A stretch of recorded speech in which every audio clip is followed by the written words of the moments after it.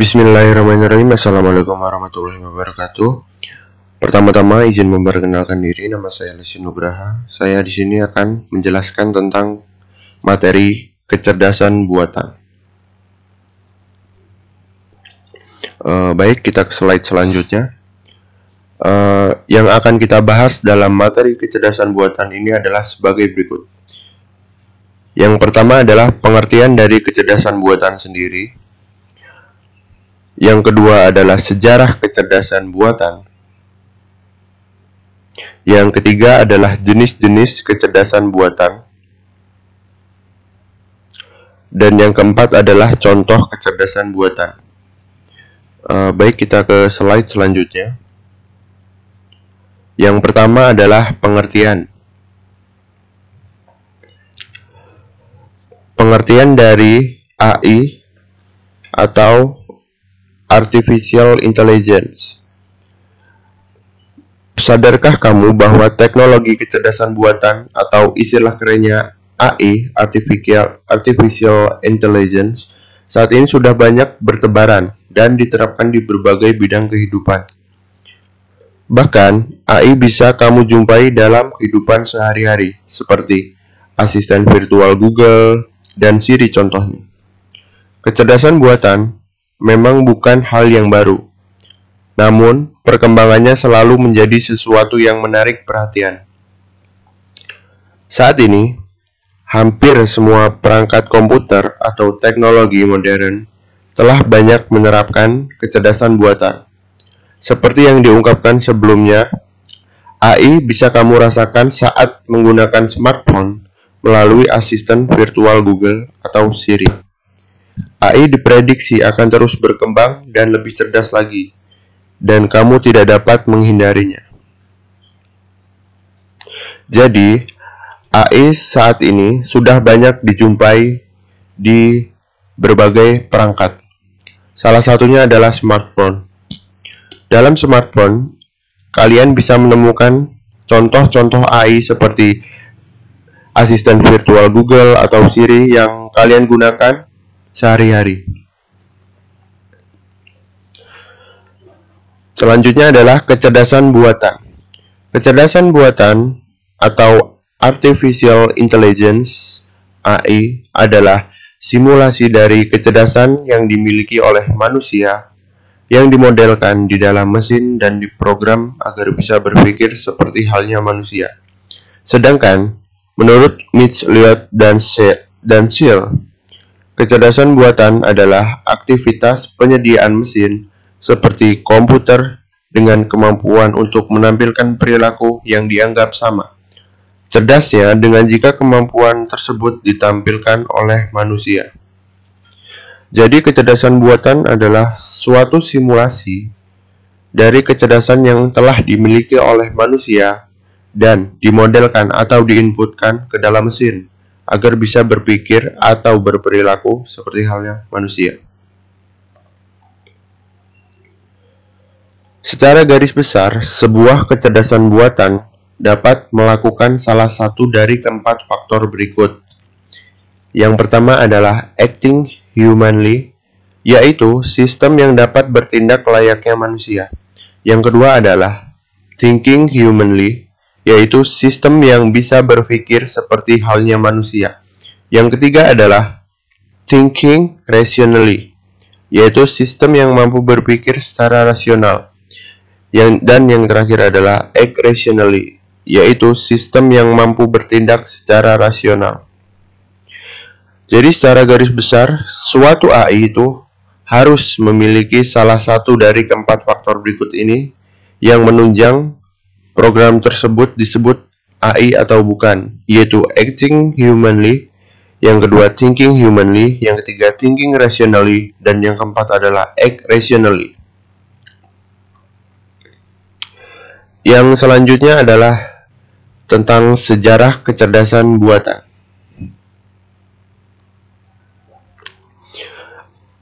Untuk sejarah kecerdasan buatan, yang pertama itu dimulai dari era komputer elektronik.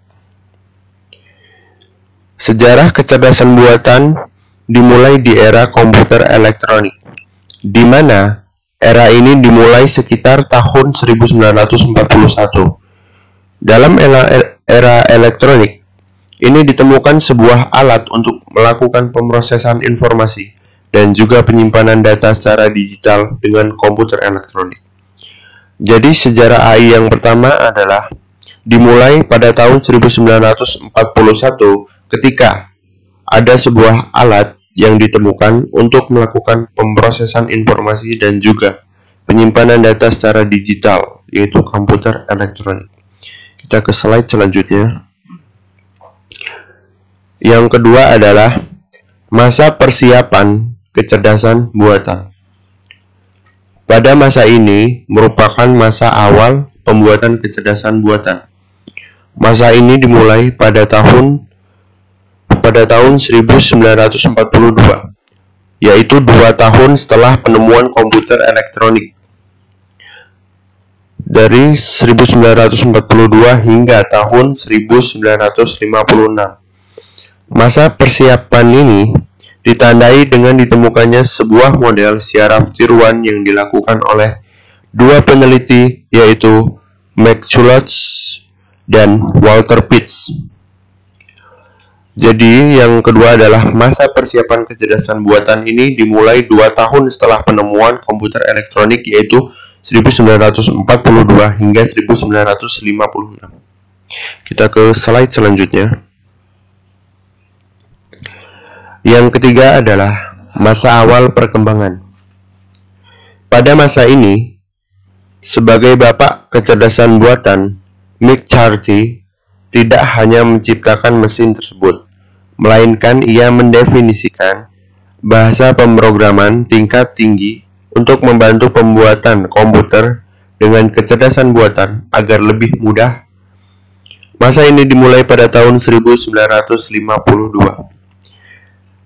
Yang dimaksud dalam menciptakan mesin tersebut adalah mesin alat elektronik digital yang telah dimaksud pada slide sebelumnya, yaitu pada masa persiapan kecerdasan buatan. Oke, kita ke slide selanjutnya. Baik, di slide ini kita akan mempelajari tentang jenis-jenis kecerdasan buatan.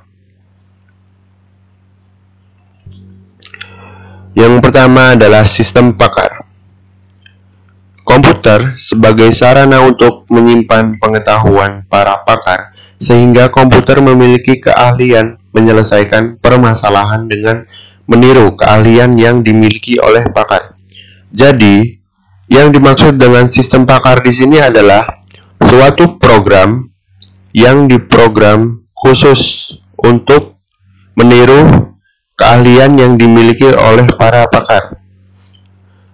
Contohnya adalah sistem pakar yang meniru dokter spesialis seperti dokter THT dan dokter lain-lain yang dapat meniru kepakarannya dan mendeteksi penyakit apa yang diderita oleh pasiennya.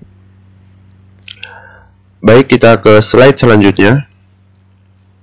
Yang kedua adalah simbol manipulation AI. Pengertiannya adalah bentuk artificial intelligence. Jenis ini bekerja dengan simbol yang abstrak. Bentuk dari eksperimen jenis AI ini dapat dikatakan paling banyak jika dibandingkan dengan jenis AI lainnya. Bentuk eksperimennya adalah manusia akan disusun kembali dengan tingkat yang bersifat hierarki yang logis. Jadi inti dari simbol manipulasi AI adalah ia menggunakan simbol yang abstrak.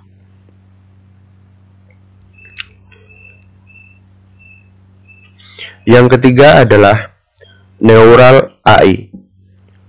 Jenis neural AI ini telah populer sejak akhir tahun 1980-an di sebagian besar ilmuwan komputer.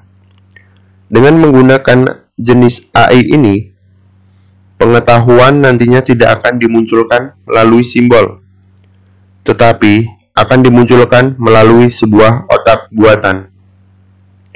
Pengetahuan yang telah terkumpul akan dibagi menjadi neuron, dan setelah itu akan dikoneksikan menjadi beberapa kelompok. Jadi, dengan menggunakan jenis AI ini, pengetahuan yang tidak akan dimunculkan melalui simbol, tetapi pengetahuan akan dimunculkan dengan menggunakan sebuah otak buatan.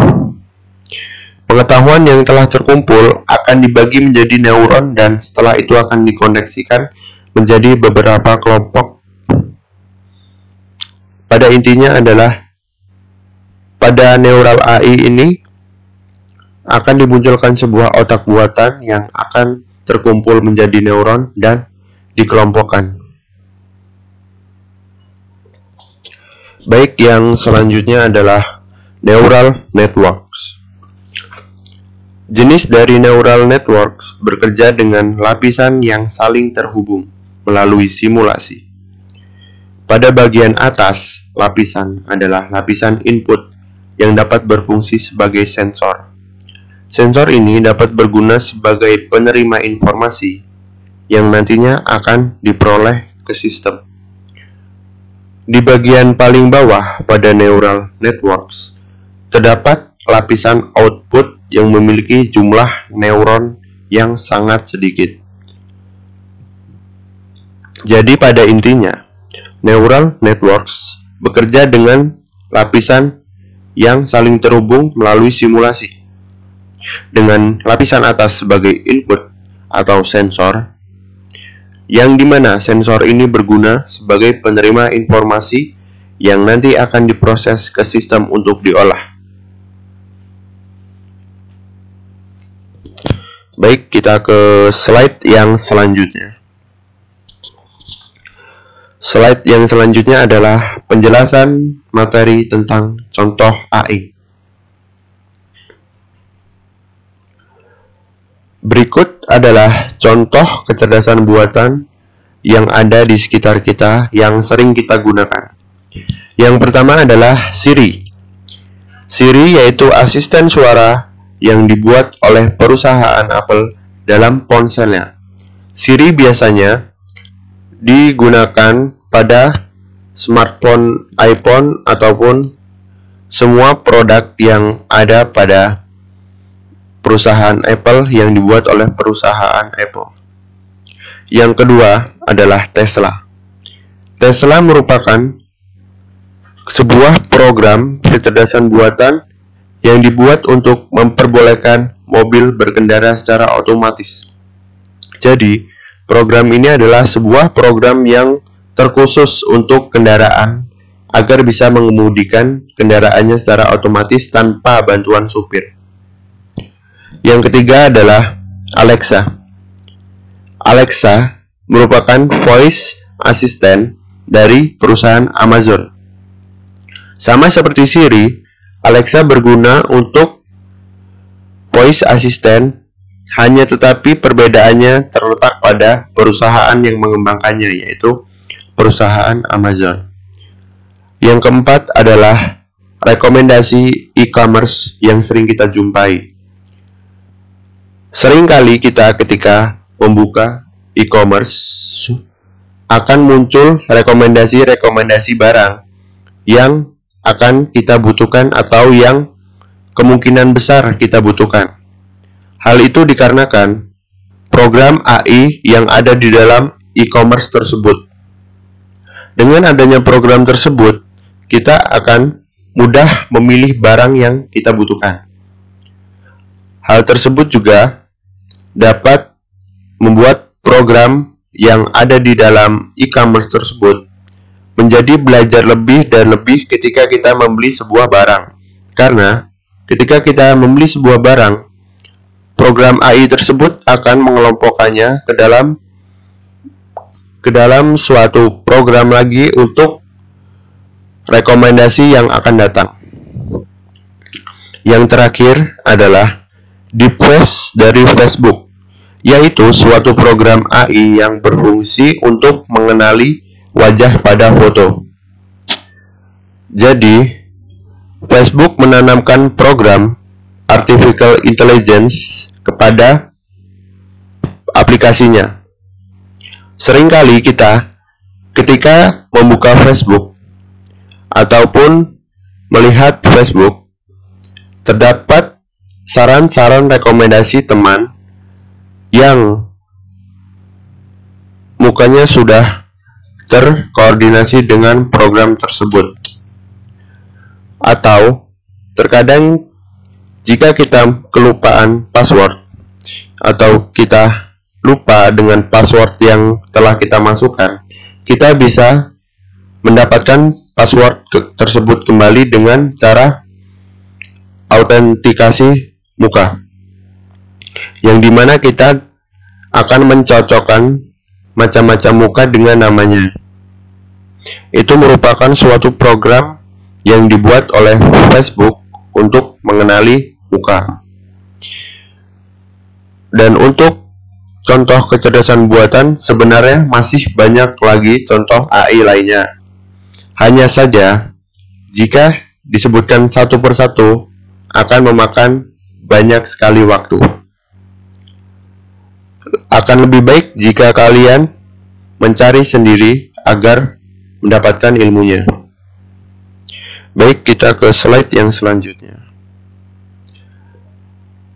Baik, penjelasan materi tentang kecerdasan buat atau artificial intelligence telah selesai. Saya ucapkan terima kasih kepada yang telah menonton, dan apabila ada salah kata, saya mohon maaf, dan kepada Allah saya mohon ampun. Wassalamualaikum warahmatullahi wabarakatuh.